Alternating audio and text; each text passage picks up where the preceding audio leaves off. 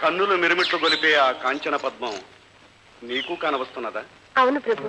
ఓ, అయితే ఇది భ్రమ కాదు. ఆగండి ప్రభు, నా మనసు ఏదో కీడుని శంకిస్తున్నది. కీడ? కీడు క్రీనీడ కూడా నాపైనే కాదు, నా రాజ్యం పైనే వాలటానికి సాహసించదే. బంగారు కమలం సృష్టిలో కనీ విని ఎరిగింది ప్రభు. అందుకే ఈ పుష్పాన్ని ఆ బ్రహ్మ ఈ రావణ బ్రహ్మకు సమర్పించాడు. ఇది ఇంతకు ముందు ఇక్కడ లేదు, ఇక ముందు ఉండబోదు. నా భూతో నా భవిష్యత్తు అనిపించుకునే యోగ్యత గలవన్నీ నావే నావే. ఇదేదో దేవతల మాయగా కనిపిస్తున్నది. మాయ?